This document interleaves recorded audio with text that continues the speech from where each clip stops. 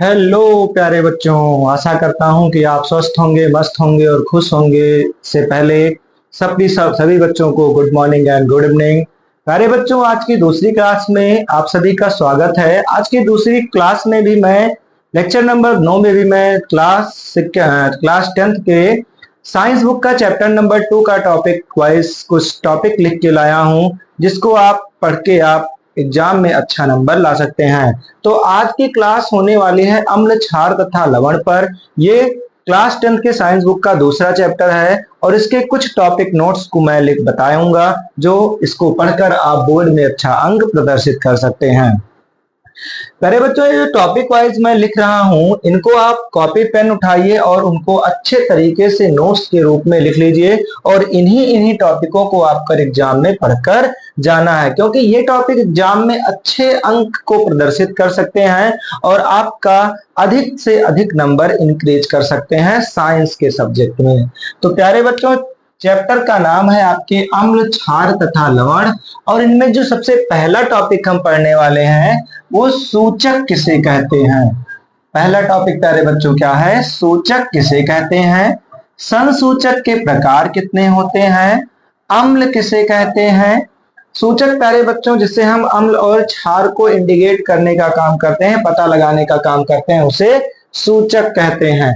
उसके बाद अम्ल किसे कहते हैं, तो सबको पता होगा कि अम्ल स्वाद में खट्टे होते हैं, क्षार स्वाद में कड़वे होते हैं और लवण जो होते हैं वो उदासीन होते हैं। तो इन्हीं को हमको पढ़ना है कि अम्ल किसे कहते हैं, क्षार किसे कहते हैं, लवण किसे कहते हैं।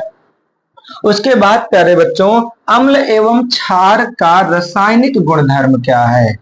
फिर है हाइड्रोजन गैस की जांच किस प्रकार करते हैं। तो हाइड्रोजन गैस सभी लोगों ने चेक किया होगा प्यारे बच्चों कि जब हम जलती हुई माचिस की तीली या मोमबत्ती उस हाइड्रोजन गैस के सामने ले जाएंगे तो वो पॉप साउंड के साथ बुझ जाती है या फट फट आवाज के साथ क्या हो जाती है, बुझ जाती है, जिससे वहां उपस्थित हाइड्रोजन गैस के बारे में हमको पता चलता है। फिर है धातु कार्बोनेट और धातु हाइड्रोकार्बोनेट क्या होते हैं, साथ अम्ल की अभिक्रिया कैसी होगी। धातु कार्बोनेट और धातु हाइड्रोकार्बोनेट के साथ अम्ल की अभिक्रिया किस प्रकार होती है। फिर उदासीनीकरण अभिक्रिया किसे कहते हैं, धातु ऑक्साइड का अम्लों के साथ अभिक्रिया, क्षारक और अधातु ऑक्साइड का अभिक्रिया और तनुकरण किसे कहते हैं। तो ये कुछ टॉपिक है प्यारे बच्चों। उसके बाद है दैनिक जीवन में पीएच का महत्व क्या है, यानी जो पीएच होते हैं पोटेंशियल ऑफ हाइड्रोजन का महत्व क्या है। क्लोर क्षार प्रक्रिया किसे कहते हैं, सोडियम क्लोराइड का विद्युतीय अपघटन किसे कहते हैं, क्लोर क्षार प्रक्रिया का उत्पादन क्या होता है, सोडियम हाइड्रोक्साइड का उपयोग कहां पर किया जाता है, क्लोरीन गैस का उपयोग कहां पर किया जाता है, हाइड्रोजन गैस का उपयोग कहां पर होता है या कहां से निकलते हैं, हाइड्रोक्लोरिक अम्ल का उत्पादन किस प्रकार होता है, विरंजक चूर्ण किसे कहते हैं, विरंजक चूर्ण का उपयोग क्या होता है, बेकिंग सोडा का उत्पादन किस प्रकार करते हैं और बेकिंग सोडा का उपयोग कहां कहां करते हैं, बेकिंग पाउडर के निर्माण की विधि क्या क्या होती है।